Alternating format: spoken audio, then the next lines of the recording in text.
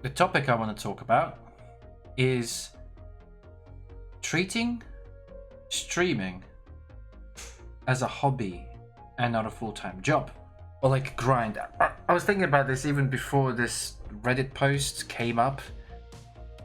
Let me see if I can find it. So the post says, Twitch is your hobby, not your future. Something people need to realize is this grind attitude is incredibly unhealthy.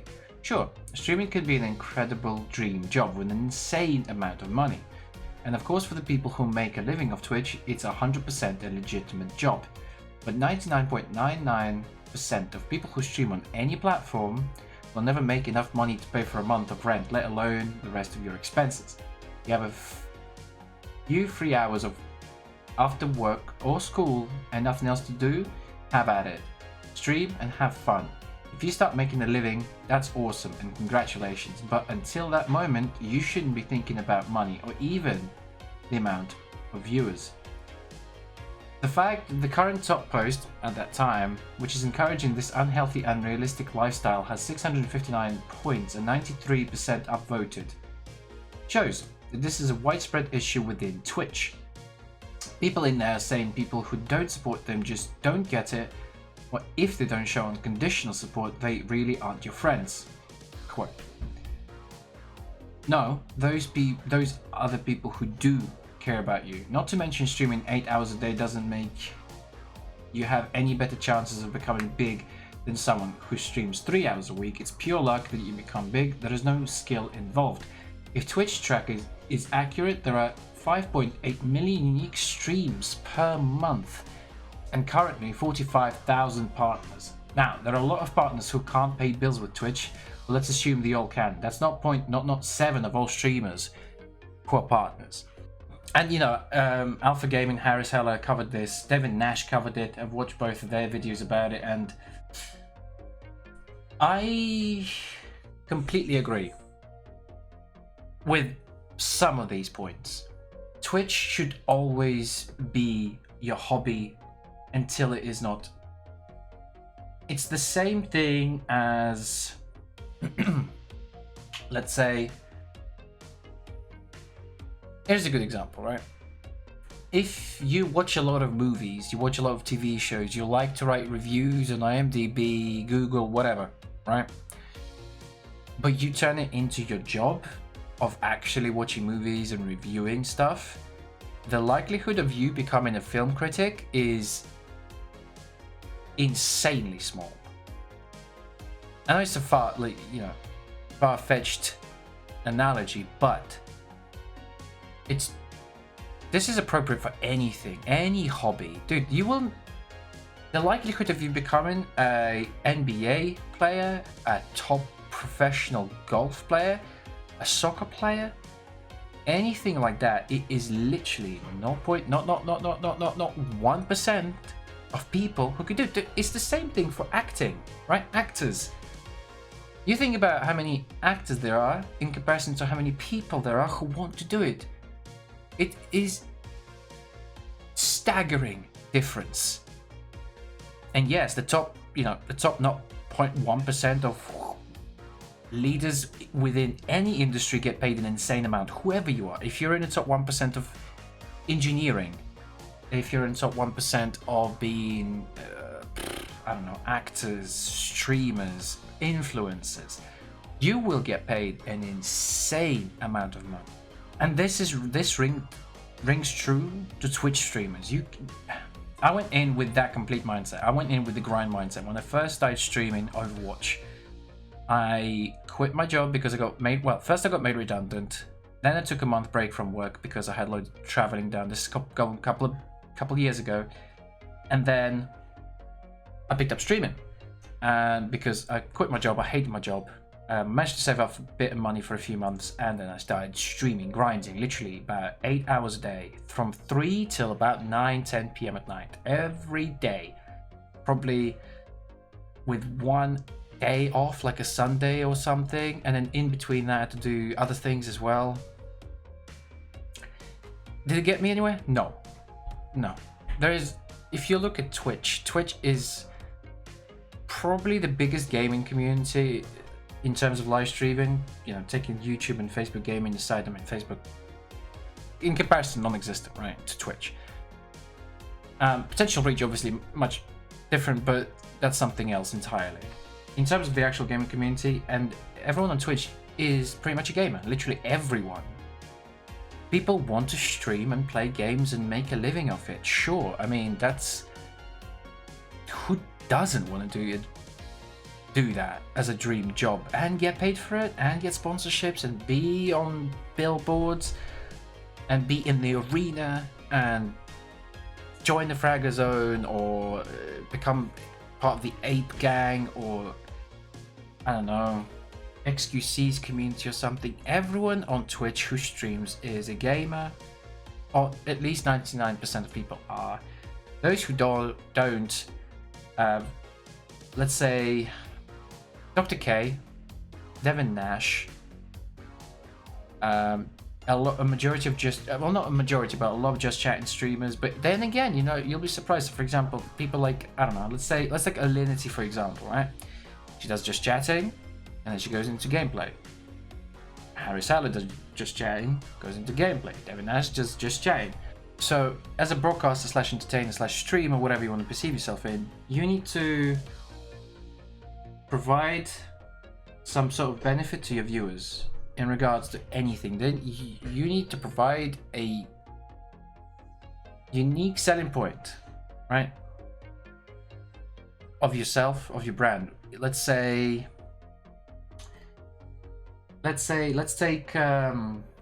Harry Seller. It's just a nice, easy example, right? He provides educational content to streamers. Let's take Trainwrecks. He does a podcast with loads of other streamers and does collab, right? With collaborations with other huge personalities on Twitch. Chess example, that rose up, and then chess streamers are profiting from it as well. The age of streamers being able to go live, hit the start stream button, and just play video games, that's legacy, bro. That's gone. Those people like Shroud, like Ninja, like Dr. Disrespect, dude. Yeah, those kind of streamers, those OG FPS streamers, or like Asmon, OG MMORPG players, they were there at the right time, on the right platform, and they just rose up and they continued creating content for their communities and other viewers to enjoy. If I stream CSGO religiously, right, or if I stream anything religiously, yes, I will see some support within that community, but as soon as that game dies, as soon as I get bored of it, whatever, I will not be able to go to a next game. Let's say I was streaming CSGO religiously, right? You're a CSGO only streamer, affiliate, right? Trying to get to partner. And you're just grinding your ass off in CS. As soon as you get bored of it, because you will get burnt out, trust me. Dude, I've had that with Overwatch. I cannot stand that game anymore. It's not fun. I really don't like it. I've just burnt myself out completely from it.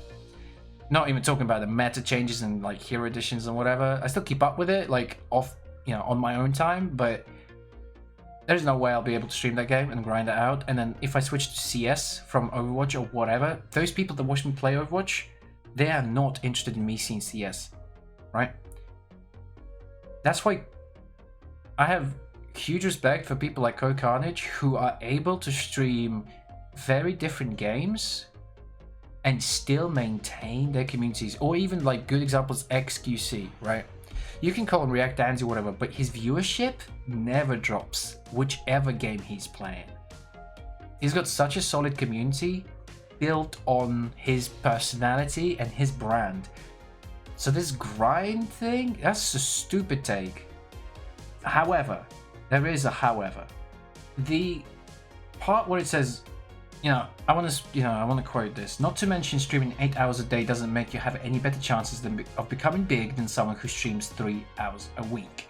It's pure luck to become big. There's no skill involved. Now, I do not agree with this. I agree with... It's a fine line, right? It's a fine line between a grind, but at the same time, you need exposure in regardless of whatever you do. If you only stream 3 hours a week versus someone who streams 3 hours a day, or 2-3 hours 5 times a week, it is more likely, statistically, for the person who streams more to be exposed to more people, because he's essentially online more than the other person. It's simple statistics, it's simple marketing, right? If you see someone more, you're more likely to actually be like, huh, who is this guy? Whereas if you see someone online once a month, you're like, all right, cool, whatever. Maybe I'll go and see him, but he won't be back for a month, so I don't have any reason to be, you know, like with him or her or whatever, right? So I don't agree with that. You need to find the right balance for yourself, you know, starting with, you need to help yourself before you can help others. You need to define who you are before you can do this, like, I'm gonna go on the grind and start Twitch. If you have a job, you do your job. If you have a family, you gotta support your family first. That's what you gotta do. If you come back from work, school, you have those 2-3 hours left, you know what? Have at it. Go, like, you know, like the post says, go for it. If it's your hobby, if you really truly enjoy doing what you do, then you'll have fun. But streaming 8 hours a day religiously, that's a bad idea. Because even like your life skills will just be non-existent. Especially if you're like in high school, you need to finish your school. You need to finish whatever you do, education, you need to finish, you know, you actually need to pay attention to your job, not get fired and for the sake of streaming, right? That's a huge problem I see with affiliates who are like grinding their asses off all day, every day. You need to find the right balance between your...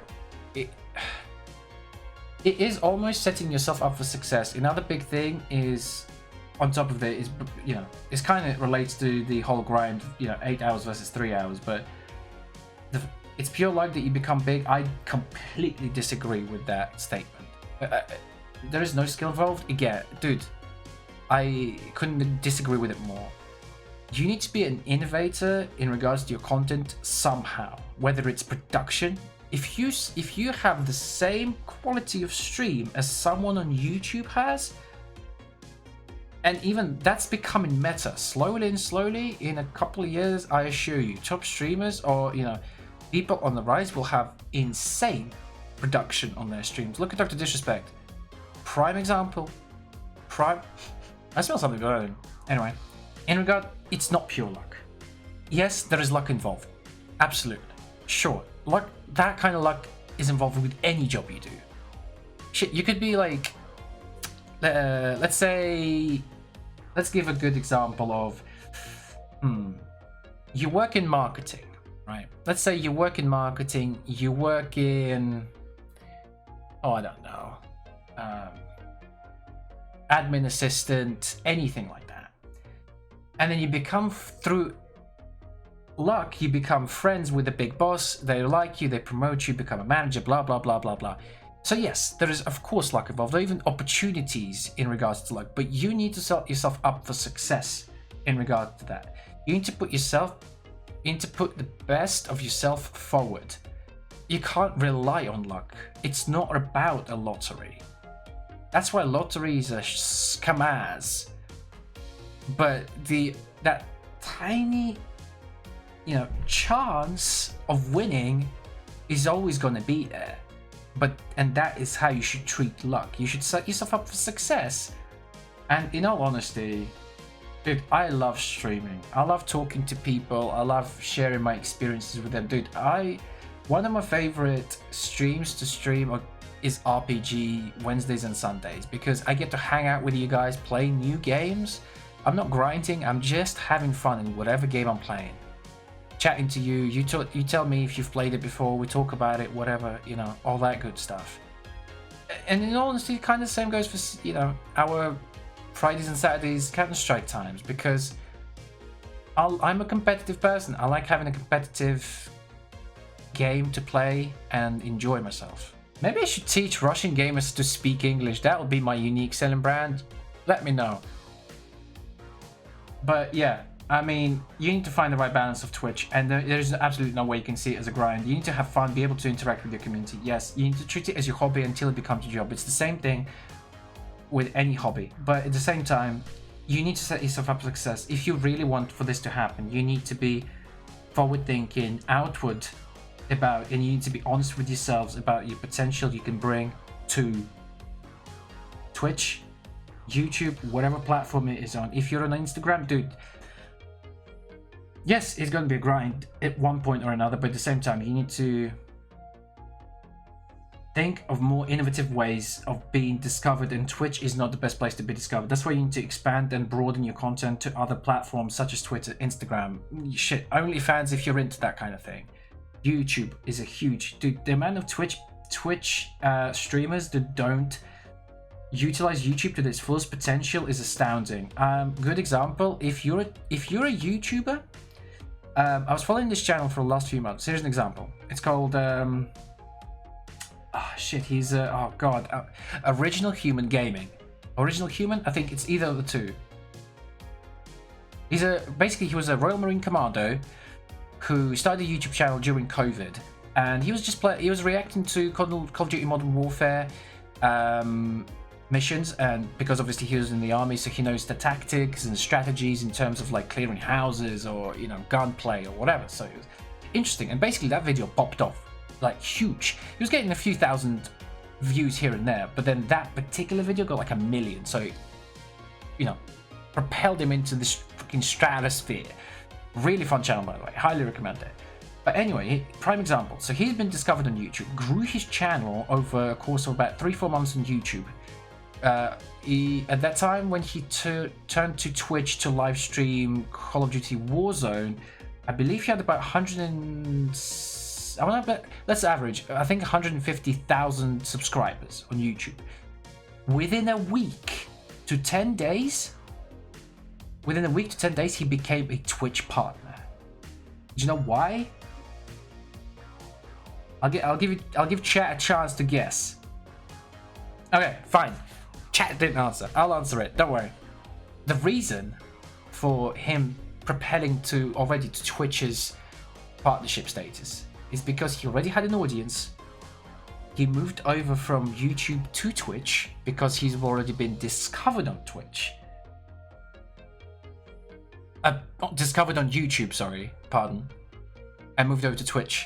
And he already had an audience, and he can only grow his audience because he's now exposed to the Twitch community, not just YouTube. Because everyone on Twitch, they're like, oh, YouTubers, meh, meh, meh, meh, you know, whatever. Unless, of course, it's courage. Everyone loves courage, right? But if you're on YouTube, you're more likely to be converted on Twitch, because on YouTube, you can become a member. YouTube has added this functionality in recent times where you can, it's essentially the same thing as on Twitch, where you can become a tier 1, tier 2, or tier 3 member of a channel. And I think even the prices are more or less similar. I think it's about $4.99 to $9.99, and then maybe $19.99 or $24.99 to become tier 3. But you don't have to. You can still subscribe to a channel, and even if you just subscribe to a channel, you'll help that channel grow and monetize. Whereas on Twitch, to help a channel grow and monetize and to support a person, you physically need to use your money to support that person. Because essentially on YouTube, the metrics work slightly differently. So it's easier to convert a YouTube viewer, because at the end of the day, they think their rationale, or, you know, I'm assuming their psychological rationale about this is, I've subscribed to him on YouTube, and you know, for free, and I'm supporting his channel. On Twitch, I can support him with my Twitch Prime, for example. By the way, Twitch Prime, bro. Look, we have an ad. I called out Twitch HQ, they said it is okay. I've spoken to the CEO, Mr. Emmett, and he was like, yep, roll with it, bro. Get them Twitch Primes in.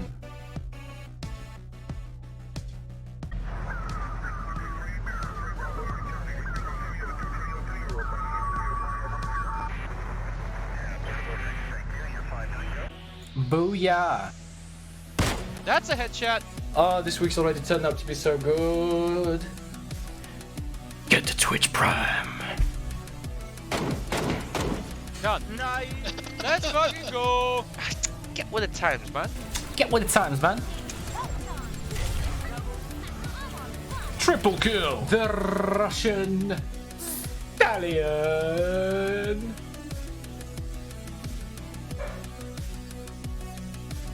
Oh, that's my dog downstairs. Woof, woof. Hogger's in the chat. Rocco just entered the ring.